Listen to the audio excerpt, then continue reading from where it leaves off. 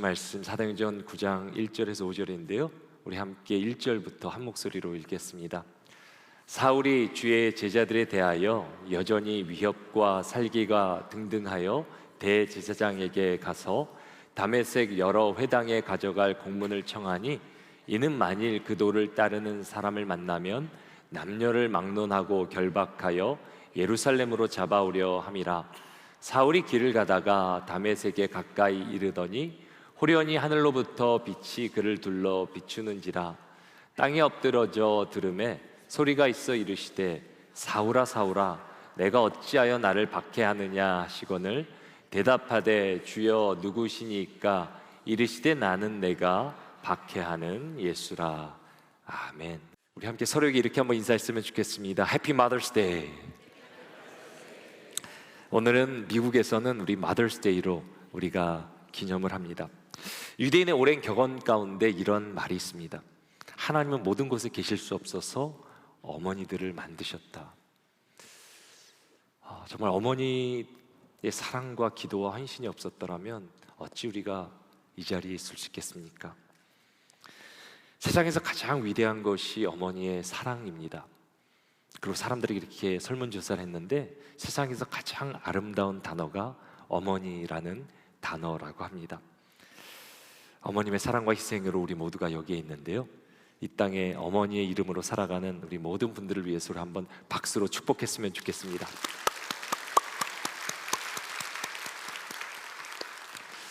한국에서는 어버이 주일로 기념하게 되는데요, 저희 교회에서도 아버지들과 더불어 어머니들과 더불어 우리 아버지들을 또 축복하며 나아갑니다. 사도 바울은 이렇게 말합니다. 1만 스승이 있을 때 아비가 많지 않다고. 가르치는 사람은 많지만, 지식을 전해주는 사람은 많지만, 가슴으로 품고 삶으로 살아가는 그런 아비는 많이 없다라는 겁니다. 그만큼 아버지의 존재가 중요한 것입니다. 아버지는 모든 것의 근원이자 시작이 됩니다. 그래서 우리는 하나님을 아버지라고 부릅니다. 그래서 이 땅을 살아가는 아버지들은 하나님의 역할을 대신 보여주는 대리인이라고 할 수 있습니다. 이 시간에 우리 아버지의 이름으로 살아가는 모든 분들을 위해서도 축복의 박수 한번 올렸으면 좋겠습니다. 이 땅을 살아가는 모든 우리 아버지들, 어머니들 사랑하고 축복합니다. 날마다 주님의 은혜와 평강이 함께하기를 간절히 축복합니다. 저는 지난주 총회 참석차 필라델피아에 다녀왔습니다. 원래 비행 일정이 세인루이스 공항에 들려야 되는데 갑자기 폭우가 쏟아지는 겁니다. 비행기가 몹시 흔들리게 돼서 기장이 할 수 없어 캔사스시티라는 공항에 잠시 머물렀다가 이제 날씨가 호전돼서 세인루이스에 거쳐서 필라델피아에서 모든 일정 잘 마치고 돌아오게 되었습니다. 여러분들 저를 위해 기도해 주셔서 참 감사드립니다. 우리가 비행기를 탔는데 만약에 기장이 승객들에게 이렇게 어나운스를 방송을 했다 생각해 보십니다. 승객 여러분, 좋은 소식과 나쁜 소식이 있습니다. 좋은 소식은 뭐냐면 우리 비행기 엔진은 너무 지금 잘 돌아가고 있고 정말 예년에 비해 정말 빠른 속도로 우리는 비행하고 있습니다 라고 이렇게 소식을 전하는 거예요. 그랬더니 승객들이 너무 이제 도착지 빨리 도착할 생각하면 막 기쁘게 박수를 막 치는 거예요. 근데 그때 기장이 또 말해요. 지금 우리가 빠른 속도로 가고 있는데 나쁜 소식이 하나 있습니다. GPS가 고장나서 지금 어디 있는지도 모르고 어디로 갔는지도 모르고 있습니다라고 그렇게 말하는 거예요. 얼마나 황당한 상황입니까? 방향을 알지 못하는 비행기에 누가 오르고 싶겠습니까? 아무리 빨리 가도 방향이 틀리면 절대로 목적지에 도달하지 못합니다. 오늘 본문의 사울의 삶이 그랬습니다. 사울은 다른 사람보다 더 빠른 속도로 인생을 살아가고 있었습니다. 하지만 사울은 어둠 속에서 완전히 방향을 헤매고 있었습니다. 어디로 가는지 알지 못했습니다. 생명 되신 하나님으로부터 가장 빠른 속도로 멀어지고 있었습니다. 그런데 이런 사울의 방황이 언제 끝나게 됩니까? 예수 그리스도를 만남으로 사울의 방황이 끝나게 됩니다. 우리도 이민 생활 가운데 얼마나 바쁘게 열심히 살아갑니까? 아침 일찍부터 열심히 살아가며 밤늦게까지 부지런히 노력하며 사는 것, 그것이 우리의 인생 아닙니까? 땀을 흘리며 수고하지만 때로는 방향을 상실한 채 그냥 빨리 달리는 우리의 모습을 발견하게 됩니다. 그때 우리도 잠시 멈춰야 합니다. 그리고 예수님을 만나야 됩니다. 왜냐하면 삶의 모든 방황은 예수님을 만날 때 끝나기 때문입니다. 여러분들은 방황이라는 단어를 들을 때 무엇이 떠오르십니까? 저는 사춘기 청소년들이 가장 먼저 떠올랐습니다. 여러분들 사춘기를 어떻게 잘 보내셨습니까? 사춘기가 되면 순종적이던 아이들도 갑자기 반항적이 되고 신경질적으로 바뀌게 됩니다. 말투도 바뀌는데요, 말이 짧아져요. 몰라, 됐어, 알아서 할게, Leave me alone, I don't know. 평소 때 순종적이었던 아이들이 갑자기 이렇게 변하게 돼요. 심지어 중2병이라는 말이 나오지 않았습니까? 그래서 북한이 남침하지 못하는 이유가 이 중2들 때문이라고 이렇게 말하는 농담까지 나왔습니다. 근데 중2병에게는 딱 한 가지가 있는데 갱년기를 겪고 있는 엄마라고 합니다. 심리학적인 관점에서 볼 때 청소년들의 방황은 당연한 거예요. 자연스러운 거예요. 필수적인 과정이에요. 심리학자 에릭슨 박사는 이 시기를 Identity vs Role Confusion, 자기 정체성을 찾아가는, 거기에 방황하는 시기, 그래서 내가 누구인지를 찾아가는 중요한 기간이라는 거예요. 나는 누구인가를 질문을 스스로 던지며 더 이상 부모의 그늘이 아닌 나의 정체성을 찾아가는 중요한 시기라는 것입니다. 이때 우리는 자녀들에게 하나님의 자녀의 정체성을 심어줘야 됩니다. 그래야지 인생이 흔들리지 않아요. 세상의 어떤 정체성으로도 인생은 흔들릴 수밖에 없는데, 특별히 청소년기의 자녀들에게 하나님의 자녀라는 확고한 정체성을 심어줄 때 그들은 절대 흔들리지 않습니다. 여러분들, 그래서 교육부를 위해 기도해 주세요. 우리 지금 자녀들이 지금 예배를 드리고 있어요. 그 예배를 통해 예수님을 만날 수 있도록. 그리고 중요한 건 가정이죠. 가정에서 우리가 자녀들에게 하나님의 자녀됨, 그 정체성을 심어 주어야 합니다. 근데 이 방황은 청소년기에만 일어나는 것이 아닙니다. 성인이 되어서도 방황을 하게 되는데요, 이때는 훨씬 더 복잡해집니다. 청소년의 방황이 길을 몰라서 방황하는 것이라면, 성인의 방황은 자신이 모든 길을 다 안다라고 착각하는 데서 일어납니다. 우리가 경험하는 방황은 자기의와 확신으로 포장된 열심에서 시작되는 것입니다. 오늘 본문의 사울을 보시기 바랍니다. 그의 방황은 누구보다 확신에 차 있었고 열정적이었습니다. 사울은 자신이 누구인지 확실하게 믿고 있었습니다. 빌립보서 3장 5절에 6절은 이렇게 자신을 사울이 소개하는 대목이 기록되어 있습니다. 나는 8일 만에 할례를 받고 이스라엘 족속이요 베냐민 지파요, 히브리인 중에 히브리인이요, 율법으로는 바리새인이요, 열심으로는 교회를 박해하고 율법의 의로는 흠이 없는 자라. 이것을 이 시대의 언어로 풀어 소개한다면 이렇게 될 수 있을 것입니다. 저는 뼛속부터 모태신앙으로 태어나 유아 세례를 받았고 대대로 교회를 섬겨온 전통 있는 믿음의 가문 출신입니다. 보수적이고 정통성 있는 교단에서 엘리트 코스를 밟으며 자랐습니다. 교회 생활의 규칙으로 말하자면 주일 성수와 11조는 기본이고 모든 예배와 훈련을 빠짐없이 참석하는 완벽한 모범생이었습니다. 교회 봉사에 대한 열정으로는 나보다 덜 헌신하는 사람들을 판단하고 지적할 정도로 뜨거웠으며 단 하나의 흠도 잡을 수 없는 완벽한 교인이었습니다. 얼마나 대단합니까? 근데 우리가 잘 보면 영적 방황의 그 중심에는 하나님이 아닌 나 자신으로 가득 채워져 있음을 보게 됩니다. 내가 무조건 옳다라는 잘못된 신념, 내 방식대로 하는 것이 하나님을 위한 것이라는 그런 착각이 영적 방황의 시작입니다. 이런 사울의 방황을 본문 1절은 이렇게 기록합니다. 사울이 주의 제자들에 대하여 여전히 위협과 살기가 등등하여 대제사장에게 가서. 여기 등등하다라고 번역된 단어가 참 재미있는데요, 헬라 원어로는 숨을 내쉬다라는 그런 뜻이 됩니다. 그래서 영어로는 breathing, 숨을 내쉬다라는 단어로 번역을 합니다. 사울에게서 교회를 핍박하고 정죄하는 것은 너무나 숨을 쉬는 것까지 당연한 거였어요. 너무나 자연스러운 거였어요. 자신 하나님을 경외하고 잘 믿고 있다라고 신념했지만 실상은 사울은 하나님으로 가장 멀리 떨어져 있었던 사람입니다.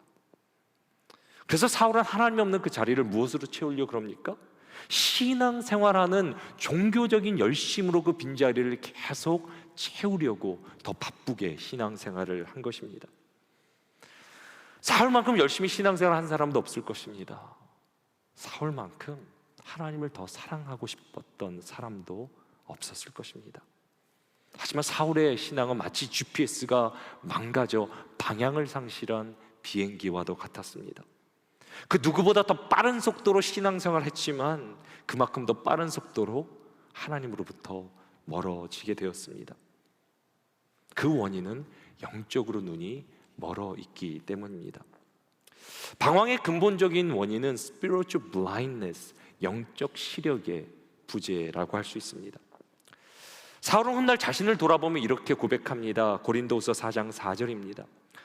그 중에 이 세상의 신이 믿지 아니하는 자들의 마음을 혼미하게 하여 그리스도의 영광의 복음의 광채가 비치지 못하게 함이니 그리스도는 하나님의 형상이니라. 여기서 혼미하게 한다는 말의 원어 뜻이 blind, 보지 못하게 한다라는 뜻입니다. 사울은 그 누구보다 하나님을 사랑하기를 원했습니다. 근데 세상의 악한 영들이 그의 눈을 가린 거예요. 가려서 그리스도를 보지 못하게 한 거예요. 그리스도를 보지 못하니까 방황하게 되고 하나님을 보지 못하고 방황의 인생을 살게 된 것입니다. 그런데 사울의 눈을 가린 그 영적인 존재들은 지금도 우리의 눈을 가리기 위해 역사하고 있습니다. 우리의 마음을 가려서 그리스도를 보지 못하게 하는 거예요. 그렇다면 이 시대 가운데 악한 영들은 어떻게 우리의 마음을 구체적으로 가리려고 하고 있습니까? C.S. 루이스라는 작가가 있는데요, 그가 많은 책을 썼는데 그 책 가운데 스크루테이프 편지라는 유명한 책이 있습니다. 근데 이 내용이 참 재밌습니다. 스크루테이프라는 이제 좀 선배, 상급 악마가 있는데요, 이제 조카가 되는 윈 우드라는 특별히 조카, 그 저급 악마에게 어떻게 인간을 타락시킬 수 있는지 가르쳐주는 참 흥미로운 책이 되는데요, 여기서 나온 인간을 타락시키는 가장 탁월한 전략이 뭐냐면 일상의 분주함입니다. 비즈니스, 바쁜 것을 이용해 인간을 타락시킨다는 것입니다. 우리는 빠른 결과를 지혜라고 생각하는 시대를 살고 있습니다. 세상의 속도는 점점 더 빨라집니다. 교통의 속도, 정보의 속도, 우리의 삶도 얼마나 바쁜지 모릅니다. 예전에는 지금은 카톡이 이제 카톡을 많이 쓰는데 예전에 어떻게 했습니까? 편지를 보냈습니다. 예전에 제가 교회 어떤 장로님에게 이렇게 여쭤봤는데요, 예전에 한국에 있는 분하고 그 권사님하고 이렇게 젊었을 때 교제를 하는데 편지를 보내야 됐다 그래요. 근데 한번 편지를 보내면 2달 정도가 있어야 한국에 도착한대요. 얼마나 마음이 졸였을까? 편지는 잘 도착했을까? 편지를 받았을 때 어떤 감정이었을까? 그래도 예전에는 우리 어르신들 또 우리 선배들 삶에는 그런 낭만이란 게 있었던 것 같아요. 편지를 기다리고 조마조마하고 편지를 받아볼 때 그 희열, 기쁨, 눈물. 답장을 받는데도 한 2달이 더 걸렸다 그래요. 그러는 가운데 얼마나 사랑이 싹트고 또 마음이 간절했겠습니까? 근데 이제는 인스턴트 메시지라 그래서 메시지를 보내는 즉시 상대방의 답신을 이제 받게 되는데요, 근데 답신도 빨리 해야죠. 모든 것을 빨리빨리 처리해야 되는 시대가 됐습니다. 이제는 답신이 빨리 오지 않으면 마음이 불안해지고 또 문자를 씹었다고 자기를 무시한다고 막 이렇게 화가 나는 시대가 됐어요. 더욱이 인공지능이 나오면서부터 세상이 한 10배 이상은 빨라졌다라고 전문가들은 말합니다. 클릭 한 번이면 물건이 배송되어지고 인공지능에게 물어보면 모든 질문의 답을 순식간에 얻게 됩니다. 제가 최근 원로 목사님과 AI에 대해서 이렇게 얘기할 기회가 있었는데요, 목사님은 이제 교수, 이제 신학교 교수시기 때문에 이제 논문을 지도도 하시고 심사도 하시는데요, 예전에는 며칠 몇 달을 걸려서 준비해야 되는 논문을 요즘은 인공지능이 후다닥 써준다는 거예요. 사람보다 더 빠르고 정확하게 준비해 준대요. 그래서 논문 심사도 더 많이 어려워졌다 그래요. 저는 그 말을 듣고 참 편리한 세상이 됐구나 생각하는 한편 두려운 마음이 들기 시작했습니다. 인공지능이 사람보다 낫다면 인간의 가치는 어떻게 되겠습니까? 이제는 인공지능이 사람의 영역이라고 우리가 여겼던 예술 영역까지 이제 등장하게 됩니다. 이제는 그림도 그리고요, 작곡도 하고요, 이제는 글도 짓기 시작합니다. 최근 인공지능 가수가 빌보드 1위를 차지하기도 했고, 그림을 이렇게 공모했는데 거기서 상을 받고요, 요즘은 이렇게 소설도 그럴듯하게, 아니 인간보다 더 잘 쓰는 그런 시대가 되었습니다. 세상은 점점 빨라지며 사람들이 이제 기다림을 힘겨워합니다. 내 뜻대로 빨리 되지 않으면 불안하고 화가 나고 불평을 하게 됩니다. 근데 문제는 앞으로 세상이 더 빨라질 거라는 사실입니다. 다니엘서 12장 4절은 말세에 대해서 이렇게 말하고 있는데요, 많은 사람이 빨리 왕래하며 지식이 더할 것이다.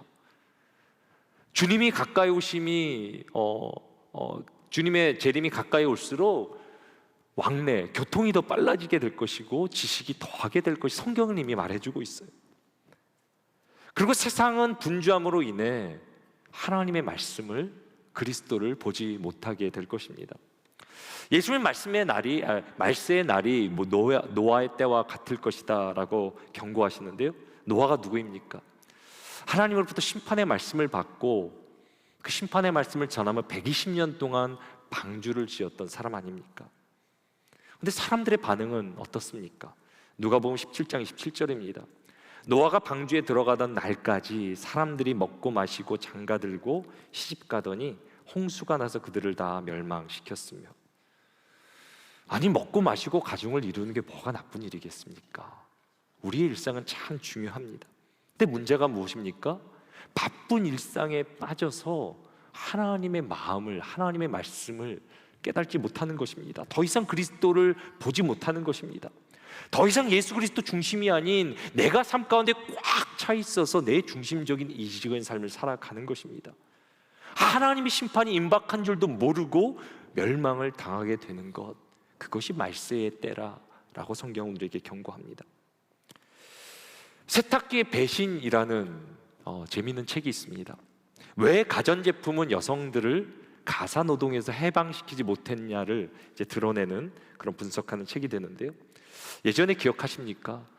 우리 할머니 세대에 되면 내과에서 이렇게 막 이렇게 방망이로 빨래했던 시절이 있지 않았습니까? 빨래가 참 힘든 노동이었어요. 그래서 세탁기가 처음 나타났을 때 사람들은 뭐라고 예상합니까? 세탁기가 여성을 가사 노동에서 해방시켜 줄 것이라고 환호했습니다. 오래전 한국에도 이런 광고가 있는 걸 제가 발견하게 됐는데요, 세탁은 우리 집의 즐거운 시간. 여러분, 세탁이 즐겁습니까? 분명히 세탁기는요, 삶을 편하게 만들어 주었어요. 시간의 여유를 주었어요. 근데 이상한 현상이 벌어지기 시작합니다. 절대 삶에 여유가 생기지 않는 거예요. 어떤 일이 일어나면 세탁을 더 많이 하기 시작합니다. 여러분, 예전에 기억해요? 옷을 2주 입어도 아무런 문제가 없었어요. 예전에는 속옷도 한 3일, 5일 입어도 뭐 괜찮았어요. 근데 이제는 그렇게 못하잖아요. 인생이 더 편해지고 자유로워진 게 아니라 더 복잡해졌어요. 이제는 하루라도 빨지 않으면 우리는 불편해지기 시작해요. 예전에 한두 두 주 입고 빨았던 옷을 이제는 하루 빨지 않으면 불편해집니다. 이것을 코안의 역설이라고 부르는데요, 모든 것이 편해진다 사람은 생각했지만 반대적인 현상이 일어났다라는 거예요. 문제가 무엇입니까? 문제는 인간의 끊임없는 욕망입니다. 문명의 속도는 이 욕망의 속도를 절대 따라잡지 못합니다. 세상은 엄청난 속도로 발전하게 될 것입니다. 그리고 우리에게 풍요를, 자유를 우리에게 약속하지만, 근데 우리의 욕망은 더 빠른 속도로 자라나게 될 것입니다. 이 욕망을 멈추게 하지 않는 한 우리는 더 분주한 삶을 살아가게 됩니다. 그리고 이 시대는 점점 눈이 어두워져 예수 그리스도를 보지 못하고 영적으로 방황하게 될 것입니다. 이것이 마귀의 전략이라는 거예요.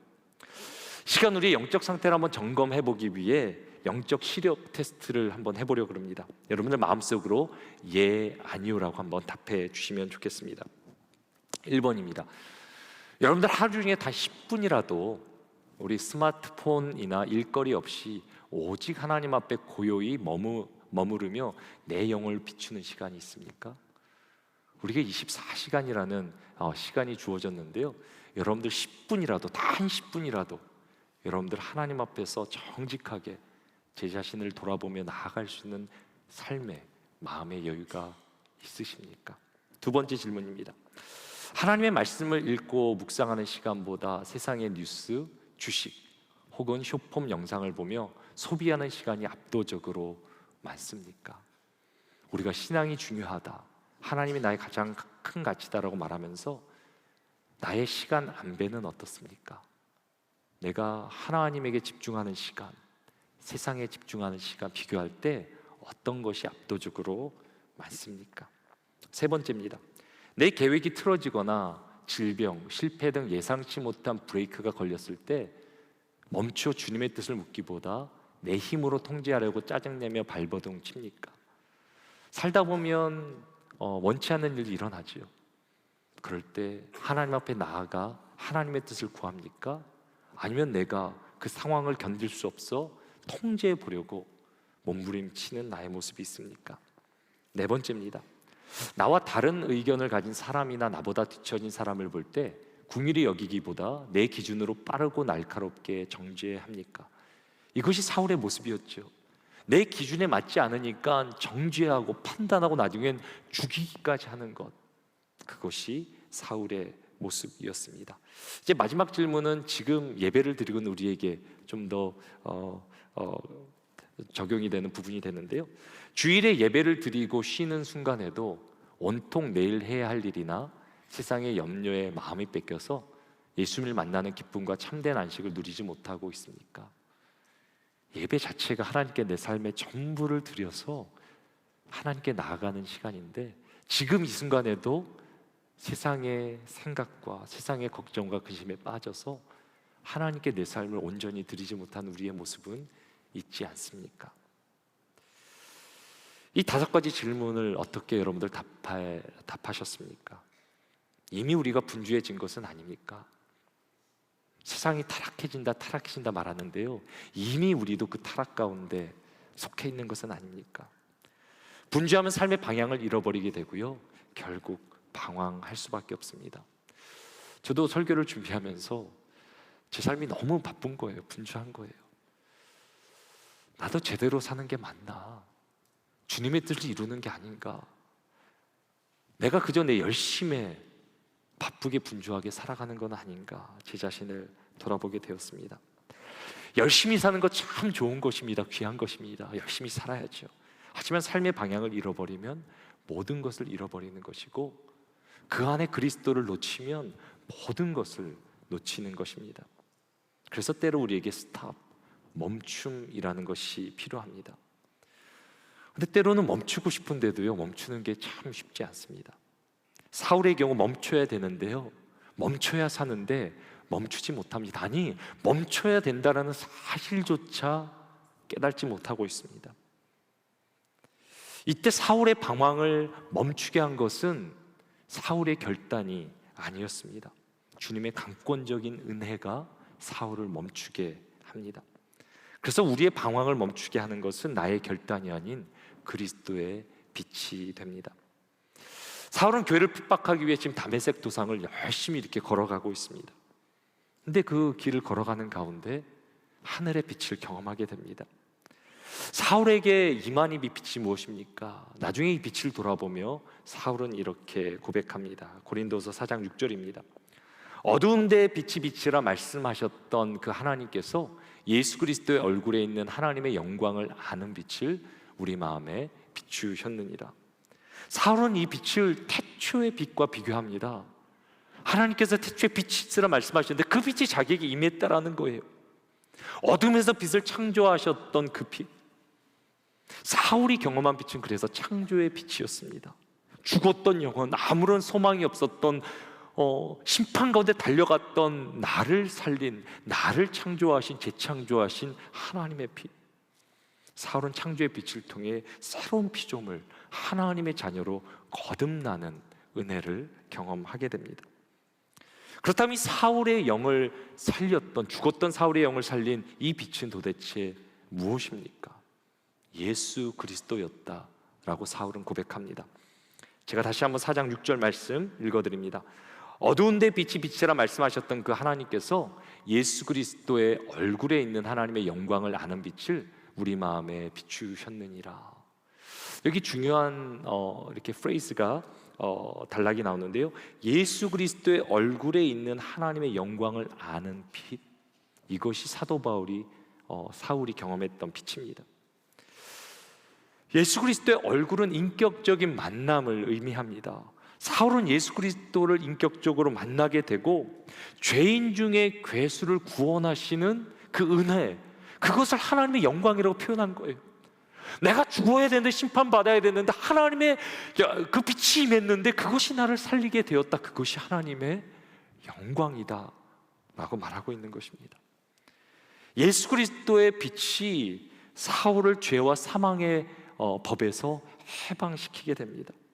더 이상 욕망의 어둠 속에 헤매는 방황하는 인생이 아닌 그리스도의 빛 가운데 은혜를 경험하게 됩니다. 그래서 인생의 방황은 그리스도의 빛 가운데 거할 때 끝나게 됩니다. 사울이 만난 그리스도의 빛은 가장 먼저 사울의 이름을 불러주십니다. 본문 4절입니다.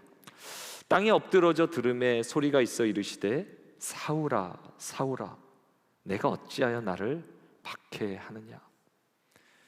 빛으로 임하신 예수님이 가장 먼저 사울의 이름을 불러주십니다. 그냥 부르시는 게 아니라 사울아 사울아 두 번이나 불러주십니다. 이것은 사울을 만드시고 사울을 가장 잘 아시는 창조주만이 주실 수 있는 음성입니다. 내가 내 자신을 잘한다 생각하지만 나보다 나를 더 잘 아시는, 나를 만드신 창조주 하나님, 나의 아픔과 상처와 고통과 나의 과거의 모든 것을 이미 다 아시는 나의 주님.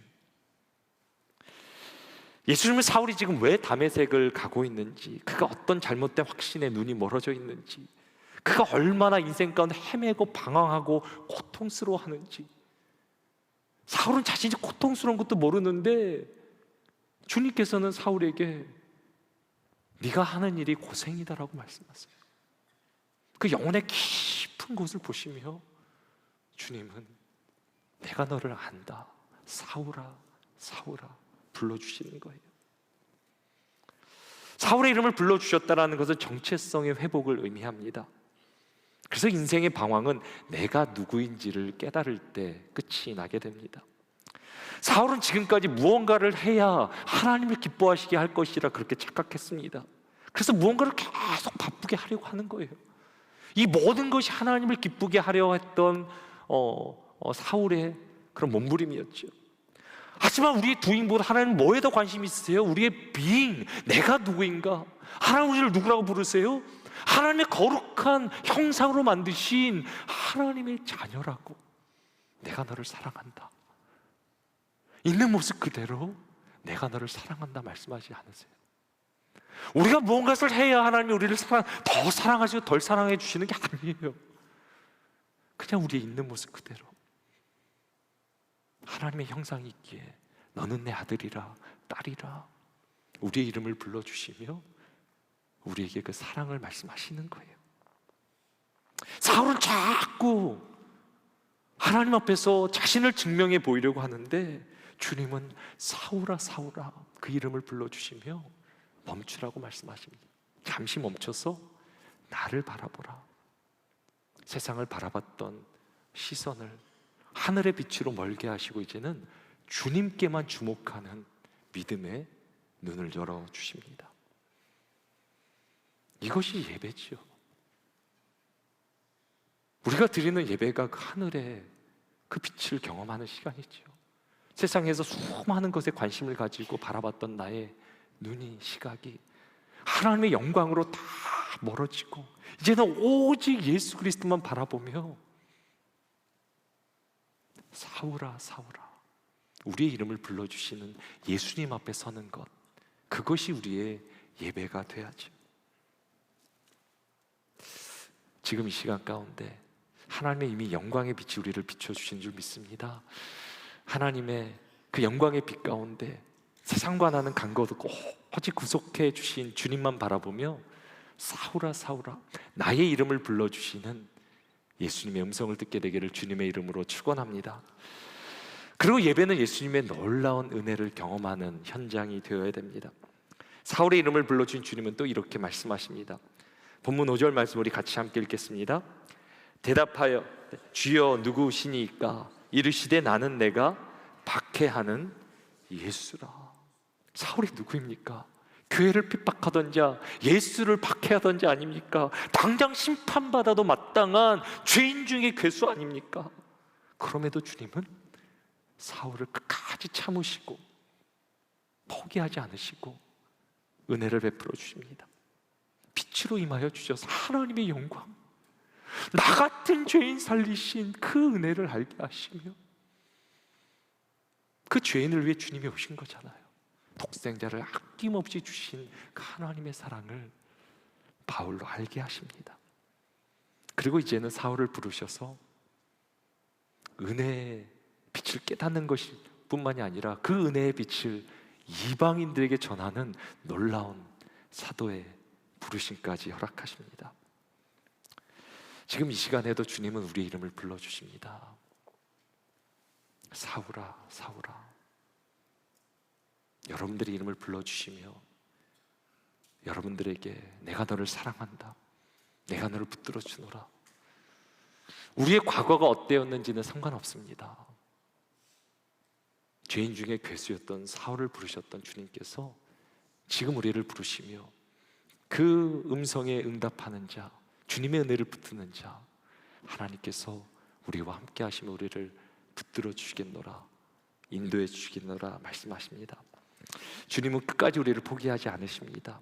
하나님의 영광의 빛을 비춰주시며 우리에게 은혜해 주시기를 원하십니다. 여러분 혹시 러닝머신에서 달려보셨습니까? 아무리 빨리 달려도요, 아무리 속도를 내도 러닝머신에는 한 발자국 앞도 나아갈 수 없습니다. 때로 우리 신앙생활이 이런 거예요. 나 혼자 열심히 신앙생활 달려도 한 발자국 진전도 없는, 성장 성숙도 없는, 하나님께 나아가지 못하는 우리의 모습입니다. 예수 그리스도를 바라보지 못하고 달리는 인생이 이런 모습입니다. 이제 우리는 멈춰야 됩니다. 세상의 러닝머신은 내려와 주님을 바라보며 주님의 손을 잡고 주님과 함께 주님 주시는 사명과 부르심으로 우리는 세상을 달려나가야 합니다. 삶의 분주함을 멈출 수 있는 가장 탁월한 방법이 바로 기도라는 것입니다. 때로 우리가 멈추고 싶은데 멈출 수 없는 순간들이 있고요, 내 의지로 힘으로 되지 않습니다. 그래서 우리는 주 앞에 나가야 되고요, 기도해야 합니다. 그래서 여러분들을 다음 주에 있는 우리 산상 기도회로 여러분들을 초청합니다. 여러분들 멈추셔야 돼요. 멈추셔야 되는 분들이 계실 거예요. 이대로 살아간다고 여러분들 가정이요, 여러분들 삶이요, 건강이, 여러분들의 삶의 영역들이 바뀌지 않아요. 근데 사울과 같이 하나님 앞에 서는 자, 멈추는 자, 하나님의 빛 가운데 나아가 하나님의 음성을 듣는 자, 하나님께서 책임져 주신다 말씀하십니다. 여러분들 오늘 정말 사울과 같이 하나님의 빛 가운데 서기 원하시는 분들은 오늘 등록하세요. 하나님께 결단하세요. 나아가세요. 하나님이 함께 하시면 우리의 삶에 놀라운 길이 열리게 될 줄 믿습니다. 이번 한 주 우리가 그 빛 가운데 거하기를 원합니다. 그저 세상을 살아가는 게 아니라 사울이 경험했던 그 예수 그리스도 빛 가운데 걸어감으로 주님이 주시는 모든 은혜를 누리며 그 은혜를 나누는 놀라운 복의 통로로 이 땅을 살아가게 되기를 주님의 이름으로 축원합니다.